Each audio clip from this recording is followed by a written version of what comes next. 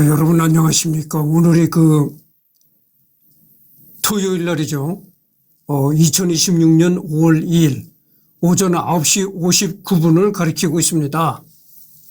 어제는 내가 강원도를 가겠다 이런 얘기를 했잖아요. 근데 못 갔어요. 왜 못 갔냐면은 내가 가려고 하는 그 강원도 지역에도 근로자의 날이라고 해가지고 오픈을 안 합니다. 들어갈 때는 이 표를 구매를 해야 되는데, 매표소도 문을 닫았어요. 노는 날이라. 그래서 어제는 못 갔고, 그러면 오늘이라도 출발을 하면 되지 않겠는가. 근데 오늘 출발하려고 또 버스표를 알아봤더니만 다 매진이 되고 없어요. 그래서 요번 연휴 때는 못 가고, 언젠가 또 시간을 내가지고, 가야 되겠죠. 그렇다는 걸 말씀드립니다. 그리고 잠깐만요.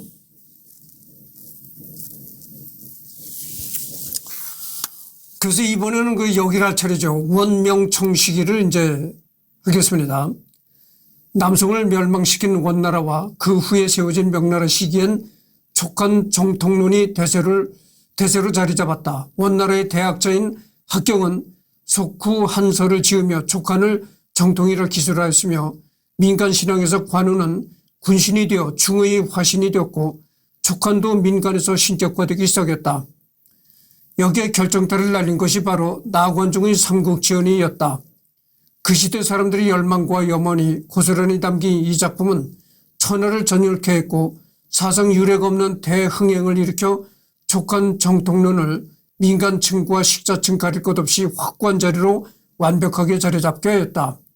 이런 인식은 명나라도 다를 바 없었다.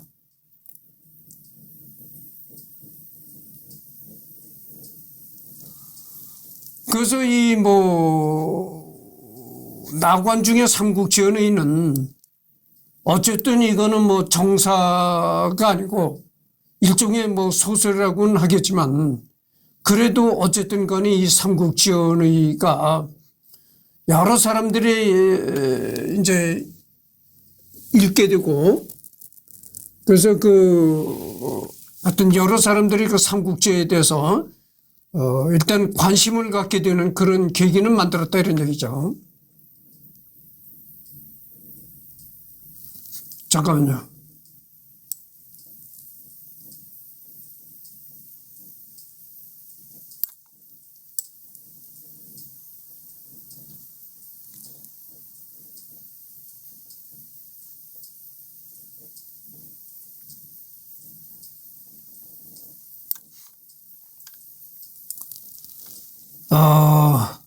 잠깐만요. 여기가 아니고 하던 리딩 하던 곳이 지금 넘어갔네요.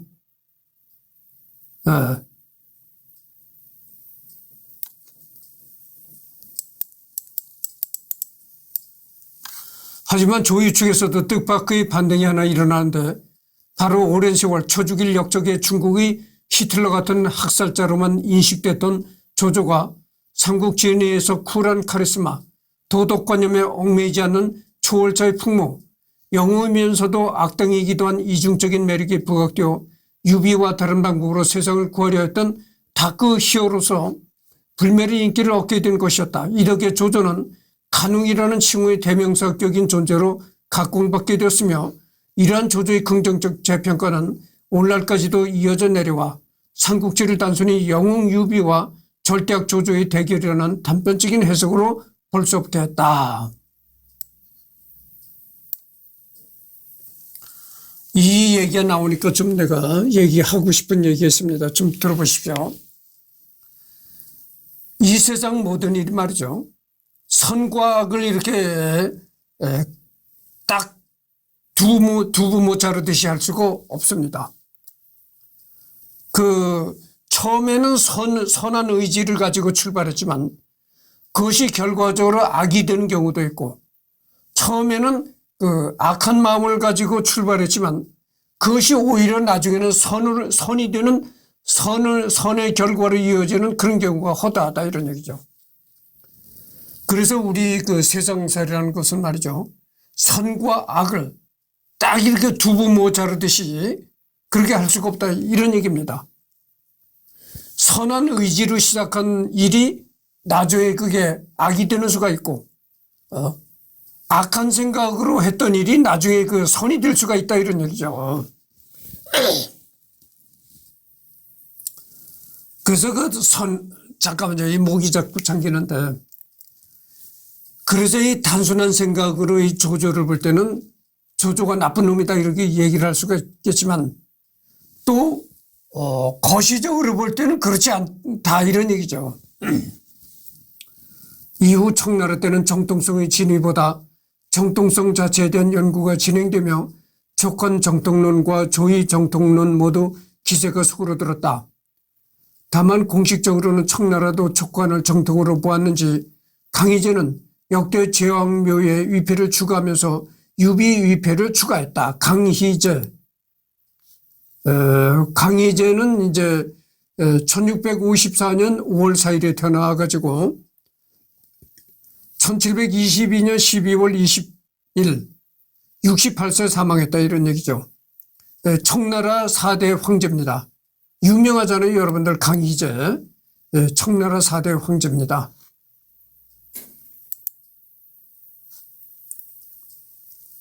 그래서 청나라 강희제는 역대 제왕묘에 위패를 추가하면서 유비 위패를 추가했다. 이런 얘기죠. 그러니까 우리나라식으로 얘기를 한다면 여러분들 그 종묘에 가면 종묘 공원 있잖아요. 그 종묘에 이 왕들의 위패를 쭉 이렇게 모시잖아요. 거기에 그렇게 그 왕들의 위패를 모시던 곳에 유비의 위패를 추가했다. 이런 얘기죠. 현대에 와서는 조의 정통론과 촉한 정통론의 싸움이 아니라 위파, 촉파의 싸움이 그 자리를 승계하며 오늘날까지 이어져 온다. 평가.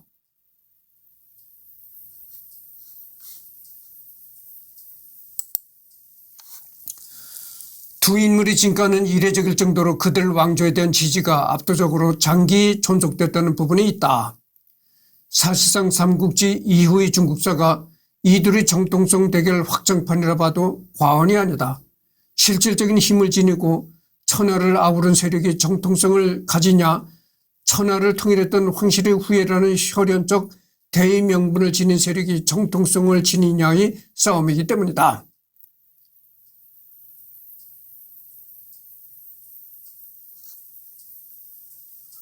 또한 각자의 기량과 업적도 당대 최고라 해도 손색이 없었을 정도이며 이는 역사적인 관점의 정통론 논쟁과 문화적인 관점의 영웅쟁패 모두 삼국지 팬덤에게 최고의 이야깃거림을 시사한다. 물론 둘은 서로 가지지 못한 장점이 있다. 유비는 조조처럼 대륙의 반 이상을 통합하며 시대의 주도권을 잡지는 못했다. 하지만 조조는 지나치게 잔혹하고 신리만 중시하는 행보를 보여 명분과 민심을 잃고 수많은 적들을 만들었다. 이는 두 사람의 성향과 감정이 음과 양 수준으로 달랐기 때문에 나타난 결과였으니 마냥 서로 깎아내리기보다 상대의 업적과 능력을 인정하고 또한 이들의 실책을 적절히 비판하는 것이 바람직하다. 조조와 유비는 너무 그 성향이 대조적인 인물이었다고 그러죠. 그러니까 뭐 유비는 이렇게 지금 요즘 말로 한다면 통합과 조정 이런 걸 중요시했지만은 그러나 조조는 그렇지 않았다고 하죠. 조조는 어떤 뭐 규리나 규범 그 시대 통념에 어긋난 무리나 이렇게 그런 일을 하는 사람은 아주 냉정하게 피도 눈물도 없이 그냥 제거해버리는 그렇게 했다고 하죠.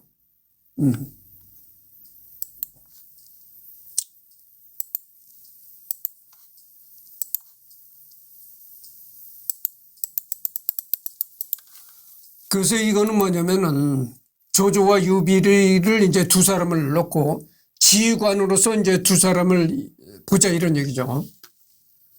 조조는 40여 년 동안 전쟁터를 누비면서 당대의 거의 모든 강대했던 제후들과 싸워서 전부 이겼다.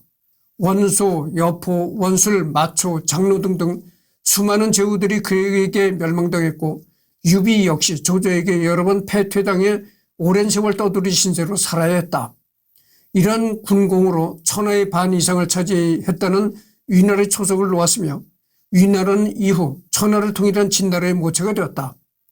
이런 점에서 조조는 위진 남북조 시대를 통틀어서 한족 출신 군 지휘관으로서는 유유, 진경지, 환원 등과 함께 최고의 평가를 받는 인물이다. 또한 손자 병법에 주석을 달아 지금 전해져 내려오는 판본인 위무주 손자를 완성하였고 북방 이민족들을 제압함으로써 5호 16국 시대 도래를 1세기 늦추었던 평가를 받을 정도로 탁월한 성과를 낸 바 있다. 조조는 보급의 중요성을 명백히 꿰고 있었고 보병을 운용하여 기병을 격파하는 대기병 전술로는 당대 적수가 없을 정도로 뛰어났으며 마초를 격파할 때는 망치와 모루 전술을 연상시키는 탁월한 용병술까지 선보였다.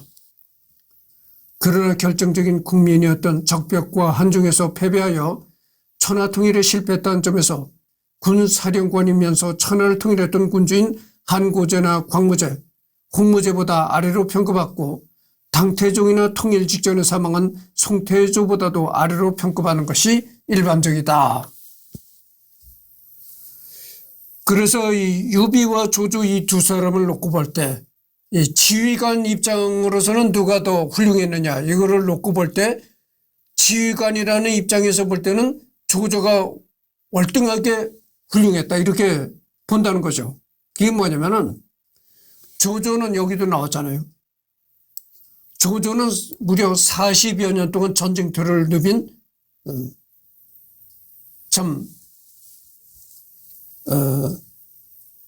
산전수전 다 겪은 그런 노장이었다 이런 얘기죠. 그래서 조조에게 패한 사람이 뭐냐면 원소, 여포, 원술, 마초, 장로 이런 사람들이 다 쟁쟁한 사람들이잖아요. 이렇게 삼국지에 나온 이렇게 쟁쟁한 인물들이 다 조조에게 패했다는 거죠. 그러니까 이 조조가 얼마나 그 뛰어난 전술 전략가였는가를 알 수가 있는 거죠. 그러나 어찌됐든 간에 뒤에서는 이런 얘기가 나옵니다. 군사령관이면서 천하를 통일했던 군주인 한고제나 광무제, 홍무제보다 아래로 평가받고 당태종이나 통일 직전에 사망한 송태조보다도 아래로 평가받는 것이 일반적이다. 그렇지만 조조에게는 뭐 원소, 여포, 원술, 마초, 장로 이런 쟁쟁한 사람들이 다 조조한테 패하는 그런 결과가 되었지만 그러나 어쨌든 간에 조조는 한고제나 광무제, 홍무제 또 당태종 이런 사람들보다는 한 단계 낮게 취급이 된다는 얘기입니다. 유비의 지휘관으로서의 능력은 당대 최고의 지휘관 중 하나로 평가받았던 조조에 비해서는 한 수 아래라는 것이 일반적이다. 그러나 항우와 유방의 지휘 능력 비교와 비슷하게 유비 역시 조조의 수준은 아니더라도 우수한 군사 지휘관이었던 것 역시 간과되어서는 곤란하다. 그래서 지휘관 입장으로서만 볼 때는 유비가 조조보다 한 수 아래였다. 그러나 어쨌든 간에 유비도 상당히 뛰어난 그런 지휘관이라고 말할 수밖에 없다 이런 얘기입니다. 연예에서 제갈량 혹은 다른 인물의 공으로 되어 있는 전공이 실제로는 유비 지휘하에 있었던 것들이었다. 예를 들어 박망파 전투와 적벽대전에서 지휘관으로 나서 승리를 이끌었고 적벽 이후에는 주유와 함께 강릉을 점령하고 단독으로 형남 사군을 평정하는 등 군사적 능력을 직접 증명하였다. 그리고 무엇보다도 세력을 본격적으로 갖추고 조조와 맞붙었던 한중 공방전에서는 조조를 제압하고 결국 한중왕이 되었다는 점에서 군사 지휘관으로서 유비의 능력 역시 결코 범인의 것은 아니었다. 그러나 말년에 이릉대전에서 겪었던 참패를 고려했을 때 유비를 당대 최고의 군사 지휘관이라 평가하는 것은 물론 무리 있는 주장이라고 할 것이다. 이릉대전. 이릉대전에서 이제 유비가 패했다고죠.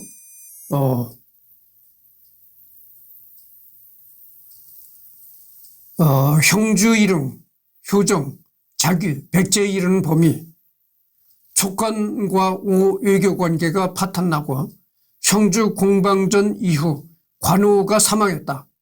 유비 형주 탈환을 시도했다 이런 얘기죠. 그래서 이 전투에서 사망한 사망자 수만 명이고 한 약 8만 명이 이 전투에서 사망했다고 본다는 겁니다. 이 8만 명이라는 숫자는 대단한 숫자입니다. 여러분들 서기 200~300년대에 800만이 아니고 8만 명이라는 것은 상당한 숫자입니다. 어쨌든 정치인으로서 비교할 때 잠깐만요.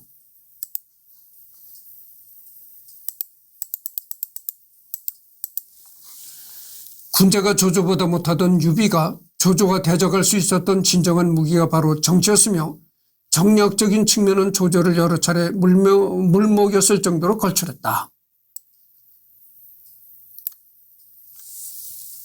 그러니까 전투라든가 군 통솔 이런 거는 유비가 조조보다는 못했지만 그러나 유비가 조조보다 뛰어난 점은 정치 전략적인 측면이 뛰어났다. 그러니까 이 말이 뭐냐면은 이런 얘기예요. 이 유비라는 인물은 군사적인 면에서는 조조보다 못했지만 이 정치적인 면에서는 조조보다 뛰어났다. 이런 얘기입니다. 그러니까 한마디로 말한다면 유비는 군인 체질이라기보다는 정치인 체질이었다. 이렇게 말할 수도 있는 겁니다. 조조의 경우 협천자와 중원을 기반으로 막대한 세력을 일궜으나 정치인임에도 이성보다 감정을 우선시한 광폭한 성미가 언제나 그의 발목을 잡았다. 당장 조조의 인생과 행적을 봐도 수많은 명사 숙청과 한나라 황실 능력, 서주대학살, 적벽대전 참패 등 수많은 오판을 저질러 이 때문에 조조는 수많은 이점을 거머쥐고도 생전에 천하 통일을 이루지 못한 채 눈을 감았으며 심지어 손자 시기까지도 삼국을 통일하지 못하도록 길이길이 발목을 잡았다. 당장 원소와 사실상 갈라진 뒤 협천자의 어명이라는 명분으로 원소와 전쟁을 벌인 끝에 원시 세력을 완전히 토벌했는데 정작 원소의 묘소에 가서 그의 죽음에 대해 통곡하는 등 일반적으로 이해할 수 없는 급격한 감정 변화를 보이기도 했다. 그러니까 조조는 말이죠. 이 조조의 성격을 한마디로 얘기한다면 이런 겁니다. 과정보다는 결과를 중요시하는 그런 인성이었고 과정이 어떻게 됐든 간에 결과적으로 좋지 않은 결과가 나오면 굉장히 거기에 분개하고 성격이 아주 난폭해지는 그런 스타일이었다 이런 얘기입니다.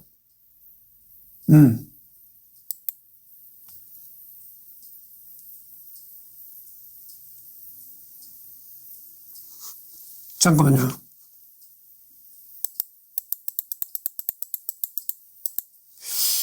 그래서 요즘 말로 얘기를 한다면 이렇게 이제 얘기를 할 수밖에 없습니다. 조조는 독재자적인 그런 성향을 가진 인물이었고 유비는 민주적인 지도자적인 그런 성향을 가진 인물이었다. 이렇게 말할 수가 있는 겁니다. 그러니까 조조는 독재자적인 그런 성향을 가진 사람이었고 유비는 민주적인 성향을 가진 인물이었다. 이렇게 말할 수가 있는 겁니다. 한편 행정적인 측면에서 활령의 문제점을 깨끗하게 청산하고 분전제, 원호법, 호적법, 구현령처럼 다양한 제도적 개혁을 단행하는 등 탁월한 행정 능력을 보여 오랜 폐단으로 내정이 붕괴한 한 황실을 다시 살리는 데 성공했고 종료, 화음, 왕랑, 가후, 두기, 조엄, 양부, 장기, 순유, 정욱, 동소, 장제 등 쟁쟁한 인재들이 있었으며 무장들 가운데서도 우금과 악진을 발굴했고 서황, 장료, 장압 등 항장들을 중용했고 본인이 개인적인 감정으로 싫어했던 주령의 병권을 빼앗고 우금 휘하로 배치할지언정 죽이지는 않는 등 인재를 고용할 때 감정을 넣는 경우가 드물었다. 다만 아예 없지는 않아 협천자를 헌책한 순욱이나 공융, 모계 등 개인적인 감정을 넘어 자신의 야망에 반대하는 인물들에 대해서는 이전의 공을 따지지 않고 거리낌 없이 죽이거나 정신적으로 몰고 가는 행위를 아무렇지 않게 저지른 면이 있었으며 둔전제를 포함해 일부 제도는 백성들을 위하기보다는 정권을 운영하기 위해서만 개편된지라 사람들의 원성이 자자했고 실제로 개편된 제도의 호용성에 대해서도 지적받는 경우가 많으며 여러 부작용을 이야기하기도 했다. 보통 사람들은 조조가 퇴토, 유비가 애견이라고 생각하지만 정사를 보면 서로 반대라는 것을 알 수 있다.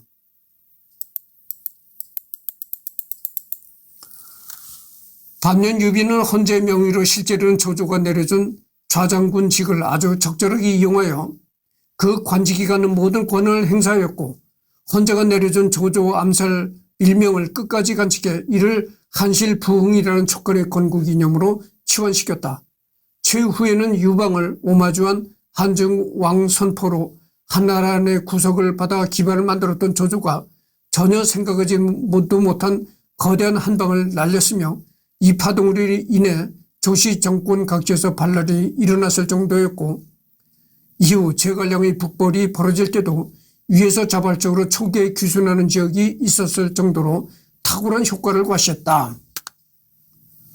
그리고 서주 대학살을 일으킨 조조의 대항마로 선전하며 성장했다는 말이 자주 나오긴 하지만 이는 전혀 사실이 아니다. 서주를 먹은 뒤 유비는 곧바로 공손찬에서 원소를 갈아탔으며 여포 탓에 서주를 상실한 뒤에는 곧바로 조조에게서 달아났다. 연의에서는 어쩔 수 없이 조조한테 달아나는 것 마냥 묘사되지만 실상은 같은 원소 라인이었던 조조에게 위탁한 것일 뿐이었다.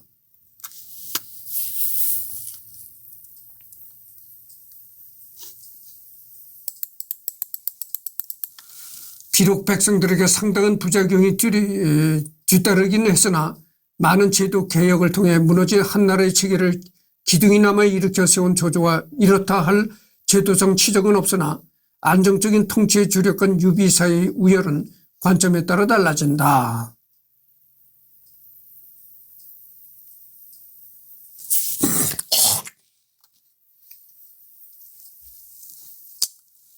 그래서 그 유비와 조조를 이게 두 사람을 비교할 때 어느 관점에 따라서 이제 사람을 평가하느냐.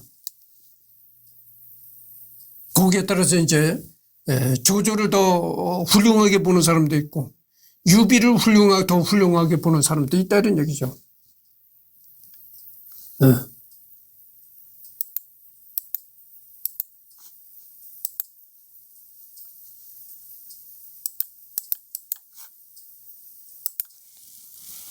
리더십으로 이제 두 사람을 비교해보자 이런 얘기죠. 리더십.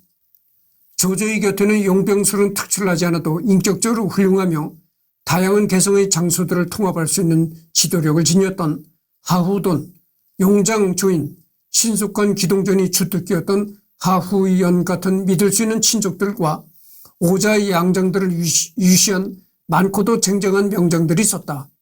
조조는 그 실력을 알아보고 기용하는 것에 뛰어나서면 물론 상대편의 방덕과 같이 탐나는 인재가 있다면 후하게 대하여 인재를 자신의 사람으로 삼을 수 있는 리더로서 그 역량을 과시했다. 그러니까 이게 뭐냐면은 내가 언젠가도 내가 얘기를 했지만 인사가 만사다 이런 얘기죠. 조조는 사람을 채용하는 데 아주 타고난 재능이 있었다 이런 얘기입니다. 이렇게 조조는 이들을 모두 아우르고 충성을 공고히 하며 세력 유지를 확정했고 게다가 하급 병졸 출신이었던 우금의 능력을 단박에 알아보고 크게 등용한 것을 보면 용인술로 보자면 그야말로 당대 최고 수준이라고 할 수 있다. 그러니까 인사, 사람을 어떻게 채용하고 활용하느냐, 이런 면에서는 아주 당대 최고라고 할 만큼 뛰어난 능력을 조조가 지녔다, 이런 얘기죠. 다만 단점이라면 친족을 중시하여 군의 수뇌부는 모두 친족으로만 구성돼 오자양 같은 뛰어난 인재들이라도 높은 직위에 오르지 못했다는 점, 비위를 거스르거나 정치적으로 쓸모가 없어지면 아무리 공을 세웠어도 토사구팽해 버렸다는 점, 조조가 죽기 1년 전까지도 귀족 자제들이 조씨 정권을 뒤엎으려는 사례가 있었을 만큼 반란에 시달렸다는 점이다.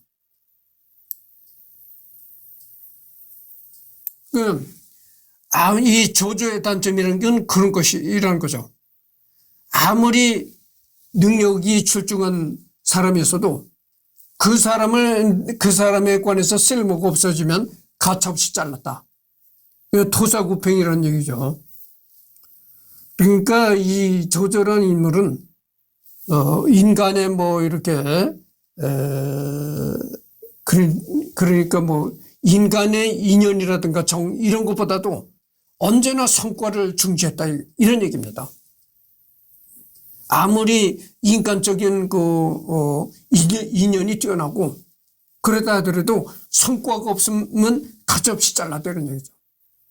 그러니까 뭐 조조라는 인물은 냉혈한이다라고 할 정도로 성과주의에 집착하는 그런 인물이었다 이렇게 말할 수도 있는 겁니다. 그러나 유비는 그렇지 않았다고죠. 유비는 물론 성과도 중요시하겠지만 그보다는 인간적인 면, 그 사람과 내가 어떤 인연을 맺었느냐, 이런 걸 굉장히 중요시했다 이거죠. 유비 용인술 역시 절대 조조에 비해 뒤떨어지지 않는다. 유비가 인재를 알아보고 평가하는 눈은 대표적으로 전예와 마속을 평가했던 것이나 유연과 왕평처럼 직접 육성한 유망주들의 예시를 보면 알 수 있듯이 완전 예언에 가까운 수준이다. 유비 부하들은 관우와 장비의 죽음에 연루된 자들과 같은 일부 극단적인 예를 제외하면 거의 모두가 유비에게 절대적인 충성을 바쳤으며 모든 권력을 물려받은 채 탁고를 받은 제갈량도 승상의 재주는 조비 10배에 달하니 능히 대업을 이룰 수 있을 것이다. 만약 내 아들이 그대가 보기에 나라를 이끌어갈 제목이 아니라면 그대가 대신 나라를 통치해달라는 사실상 언제든 반란을 일으켜 황제가 되어도 좋다는 유명을 받았음에도 죽을 때까지 촉관의 승상으로 남아 유비 유지를 받들기 위해 노력하다 죽었다.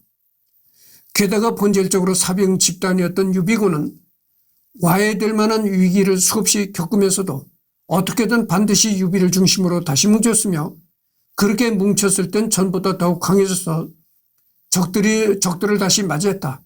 이는 유비가 부하들을 관리하고 이끄는 능력이 초월적이라고 볼 수 있는 부분이다.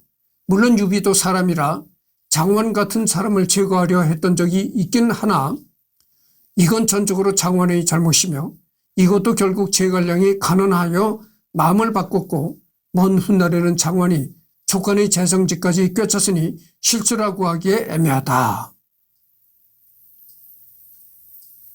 그래서 내가 방금 전에 얘기했던 게 바로 그겁니다. 조조는 아주 언제나 능력과 성과주의에 집착하는 냉정한 사람이었다. 그렇지만 유비는 그게 아니었다. 성과와 능력도 중요하지만 그 사람과 내가 어떤 인연을 맺었는가, 이런 것도 인간적인 면도 중요시 여긴다 그죠. 그러니까 한마디로 평가한다면 조조는 아주 냉정한 리더십, 유비는 따뜻한 리더십, 이렇게 한마디로 말할 수가 있는 겁니다. 총평.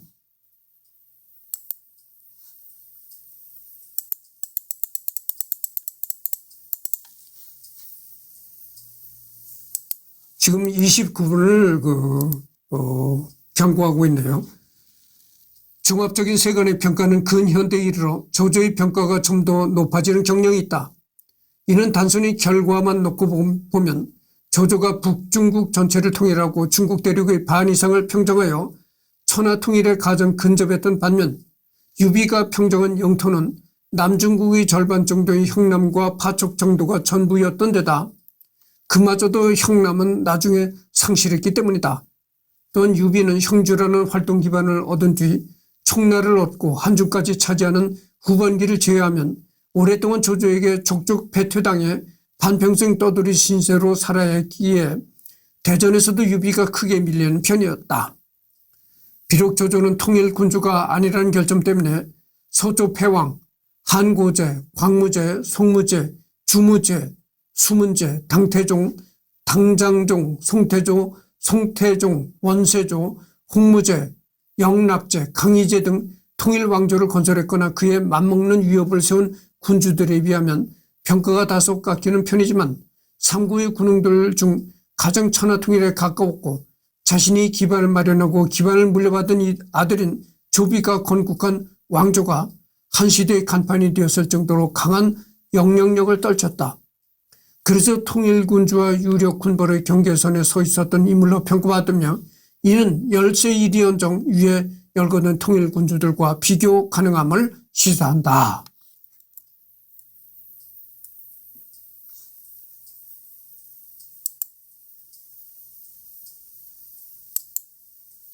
그래서 조조는 결과와 능력을 중시하는 그런 아주 냉정한 리더십을 발휘한 사람이긴 하지만 결과와 능력을 그렇게 중시했음에도 불구하고 조조는 통일이라는 그런 대업을 이룩하지 못했다 이거죠. 통일이라는 그런 통일이라는 개념의 근접까지 다가갔긴 했는데 통일은 결코 완성하지 못했다 이런 얘기입니다.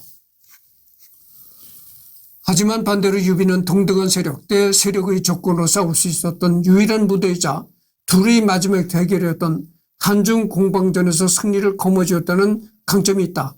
하필 마지막 대결에 패하여 그것이 자신이 은퇴의 시기 되었다는 점은 라이벌리라는 측면에서는 조조에게 상당히 뼈아픈 부분이 될 수 있다. 유비는 후기 시점에 기반을 탄탄하게 갖추고 상승 곡선을 그렸지만 조조는 후기 시점에 초창기의 과감한 결단력을 잃어버리고 하향 곡선을 그렸기 때문이다. 비록 그동안 쌓아온 세력비 차이가 심해서 전세의 구도가 역전되지는 못했지만 거대한 세력의 장이라는 대등한 관점에서 조조를 정면으로 격파한 것은 조조와 유비를 더욱 고평가할 수 있는 여지가 된다.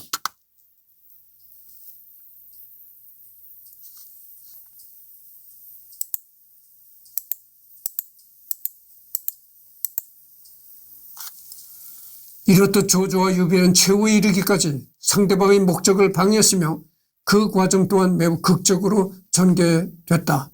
초반엔 조조가 압도적으로 우세한가 싶더니 어느 순간 유비가 조조를 위협할 정도로 성장했으며 최후를 앞두고는 두 영웅 모두 원하는 바를 이루지 못함과 동시에 명성의 흠이 가는 허망한 마무리를 맞이했지만 그 마무리에 서로 직간접적으로 큰 영향을 주었으니 정말 시대의 라이벌이라 할 수 있으며 둘 모두 마지막까지 서로 실패시키고 승부를 가리지 못한 채 죽었기에 어느 쪽도 시대의 승리자로서 영광을 누리지 못하고 오늘날까지 그 대립을 두고 떡밥이 생생하게 이어지는 것이다. 이러한 부분이 조조와 유비 라이벌리를 다른 라이벌리보다 돋보이게 하는 부분이라고 할 수 있겠다.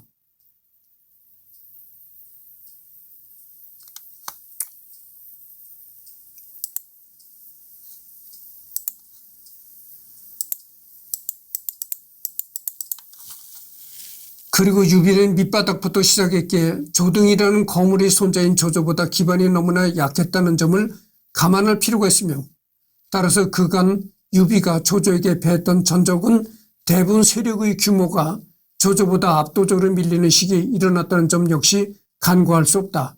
즉 날 때부터 가지고 있던 기반이 조조보다 적었던 유비의 성취가 조조보다 못하다 하여 개인의 능력이 아래라고 확답할 수는 없는 것이다. 이렇듯 영토와 전적 등 절대적인 지표에서는 명백하게 조조가 우위나 최종전에서 승리했다는 강점과 태생적인 기반이 너무나도 미약했다는 점 때문에 둘의 라이벌리는 마냥 표면적인 지표로만 판단할 수는 없고 더욱 다각적이고 세밀하게 통찰해야 하는 변수가 많다고 볼 수 있다. 다만 그렇다고 유비가 마냥 사정이 나쁜 것만은 아니었는데 조조로서는 도저히 손에 넣을 방법이 없는 혈통이라는 무기가 있었기 때문이다. 아무리 유비가 거의 명목상으로나 황적으로 처주는 수준으로 서열이 낮았다고는 하지만 어쨌든 유시성을 가진 황적 종친인 것은 사실이었기에 유표에게 의탁하거나 유장에게 소개되는 등 유비 생애의 중요한 사건들이 쉽게 해결될 수 있었다. 또한 한중왕이나 촉간의 황제 자리에 오를 때도 큰 갈등이 없었다. 라이벌이었던 조조가 공왕 자귀를 받을 때마다 숱한 갈등을 빚었던 것과는 대조적인 부분이었다.